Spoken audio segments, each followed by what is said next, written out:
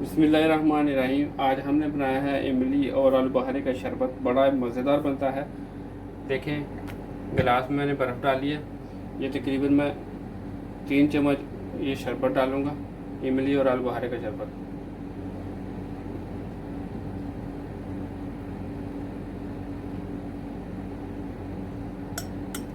अब इसमें मैं पानी डालूँगा। बड़ा ही मज़ेदार बनता है अल्हम्दुलिल्लाह इमली और आलू बहारे का शरबत। अल्हम्दुलिल्लाह, देखें माशाअल्लाह, इमली और आलू बहारे का शरबत बहुत ही इजी और दिलचस्प रेसिपी है ये। देखें माशाअल्लाह। अगर आपको ये हमारी वीडियो अच्छी लगे तो प्लीज़ हमारे चैनल को सब्सक्राइब कीजिए, वीडियो को लाइक कीजिए, शेयर कीजिए। चलिए हम आपको बताते हैं इमली और आलू बहारे का शरबत कैसे बनता है और इसको बनाने के लिए क्या क्या चीज़ें चाहिए होती हैं। और प्लीज़ मेरी वीडियो को लाइक कीजिए, शेयर कीजिए। चलिए शुरू करते हैं। बिस्मिल्लाहिर्रहमानिर्रहीम। अस्सलाम वालेकुम दोस्तों, आज हम बनाएंगे इमली और आलू बहारे का शरबत। बड़ा ही मज़े का बनता है, बड़ा इजी बनता है।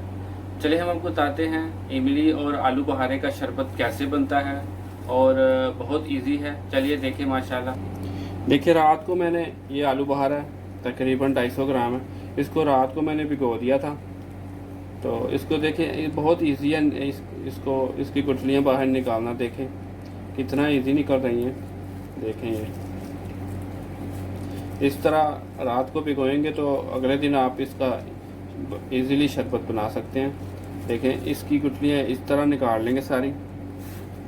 और इमली भी मैंने रात को भिगोई थी। ये देखें, ये भी बहुत इजी है निकालना। इसको हाथ से मलेंगे और इसकी गुठलियाँ निकाल देंगे। देखें, बहुत इजी है। चलिए मैं अभी गुठलियाँ निकाल लूँ, फिर आपको आगे बताता हूँ। देखिए, अल्हम्दुलिल्लाह मैंने सारियाँ इसकी गुठलियाँ निकाल ली हैं। अल्हम्दुलिल्लाह पल्प रह गया बस। देखिए माशाल्लाह कितना ज़बरदस्त हो गया। और देखें, ये इमली भी, इसकी भी मैंने सारियाँ निकाल ली गुठलियाँ। अभी इनको मैं पकाऊंगा थोड़ा सा पानी डाल के, ताकि ये अच्छे तरीके से पक जाए, नरम हो जाए। बिस्मिल्लाहिर्रहमानिर्रहीम। ये अभी इमली का पल्प डाल देंगे इसमें थोड़ा मैं पानी डाल के इसको सारा निकाल लूँगा।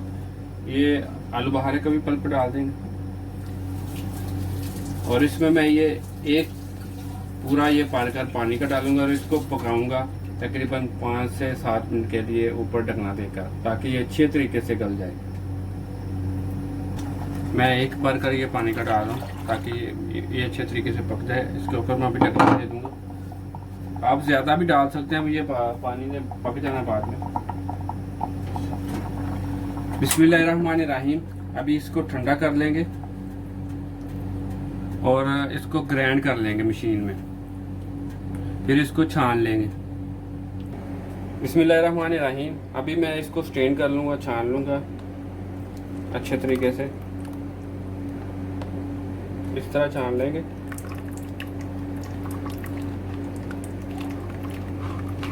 देखें, इसके साथ साथ इसके अंदर चम्मच हिलाते रहेंगे तो इसका जो शरबत है ना, पानी वो नीचे चला जाएगा, ये गोदा ऊपर आ जाएगा। यही निकालना है ताकि अच्छे तरह से ये स्टेन हो जाए। देखें, इसी तरह मैं सारा स्टेन कर लूँगा। बड़ा ही ज़बरदस्त इमली और आलू बहारे का शरबत बनता है, वो भी घर पर, और भी ओरिजिनल तरीके से। आप बाज़ार से पीते हैं ना, वो तो फूड कलर डालते हैं, ये तो आप अपनी मर्ज़ी से खुद बना सकते हैं। अल्हम्दुलिल्लाह देखें, इसको मैंने स्टेन कर लिया। देखें माशाल्लाह। अभी इसके अंदर मैं तकरीबन 1 किलो चीनी डालनी है इसके अंदर। ये देखें, 1 किलो चीनी डालें और इसको पकाएंगे अच्छे तरीके से जब तक ये शीरा तैयार नहीं हो जाता, इसका शरबत नहीं तैयार हो जाता जब तक। इसको हल्की आंच में पकाएंगे जब तक ये चीनी हल हो जाए और ये थोड़ा सा गाढ़ा हो जाए। तो इंशाल्लाह हमारा इमली और आलू बहारे का शरबत रेडी होगा इंशाल्लाह। अल्हम्दुलिल्लाह हमारा देखिए माशाल्लाह आलू बुखारे का शरबत तैयार हो गया। अभी मैं इसको ठंडा कर लूँगा, फिर मैं एक बोतल में भर दूँगा और फिर आपको टेस्ट करके दिखाऊँगा। गर्मियों में आलू बुखारा और इमली का शरबत बहुत इजी बनता है और बहुत ही मज़ेदार, और आप 1-2 महीना फ्रिज में बाहर कहीं भी रख के इसको यूज़ कर सकते हैं। वैसे भी गर्मियों का एक बेहतरीन तोहफ़ा है ये। बिस्मिल्लाहिर्रहमानिर्रहीम।